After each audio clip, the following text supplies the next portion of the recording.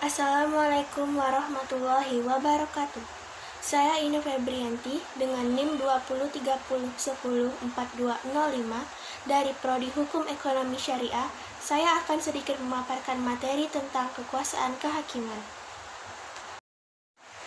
Kekuasaan kehakiman adalah kekuasaan negara yang merdeka untuk menyelenggarakan peradilan guna menegakkan hukum dan keadilan berdasarkan Pancasila dan Undang-Undang Republik Indonesia tahun 45 demi terselenggaranya negara hukum Republik Indonesia. Begitulah bunyi yang disebutkan dalam pasal 1 angka 1 Undang-Undang Nomor 48 Tahun 2009 tentang kekuasaan kehakiman. Kekuasaan kehakiman yang bebas dan merdeka tidak terdapat penjelasan lebih lanjut. Hanya dalam pasal 5 ayat 1 Undang-Undang Nomor 48 Tahun 2009 tentang kekuasaan kehakiman, memutuskan suatu perkara hakim wajib menggali, mengikuti, dan memahami nilai-nilai hukum dan rasa keadilan yang hidup dalam masyarakat. Sejalan dengan konsep hukum, peradilan dalam menjalankan kekuasaan kehakiman harus memegang teguh asas rule of law.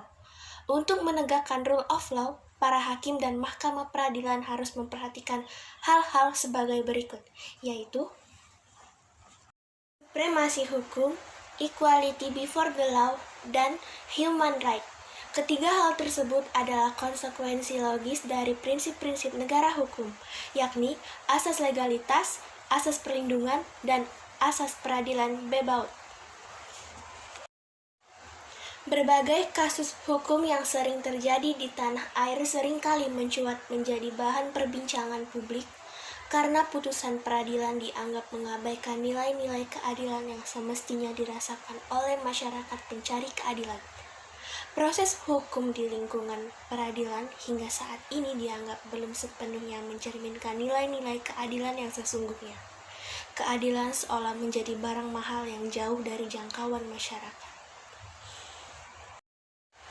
Pada dunia hukum, ditemui adanya disparitas pidana, yaitu penerapan pidana yang tidak sama terhadap tindak pidana yang sama, atau terhadap tindak pidana yang sifat bahayanya dapat diperbandingkan tanpa dasar pembenaran yang jelas.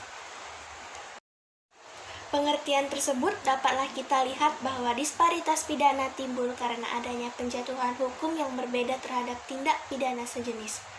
Penjatuhan tindak pidana ini tentunya adalah hukuman yang dijatuhkan oleh hakim terhadap pelaku tindak pidana sehingga dapat dikatakan bahwa figur hakim di dalam hal timbulnya disparitas pemindaan sangat menentukan. Maka dari itu, izinkan saya sedikit menjelaskan mengenai akibat hukum disparitas pidana dalam tindak pidana pencurian, faktor-faktor penyebab timbulnya disparitas, serta kedudukan hakim sebagai pejabat negara. Akibat yang ditimbulkan dari hukum disparitas pidana dalam perkara tindak pidana pencurian sendiri ialah melalui putusan hakim. Juga terdapat faktor yang harus diperhatikan dalam menjatuhkan pidana. Kiranya rumus pasal 58, pasal 52, naskah rancangan KUHP.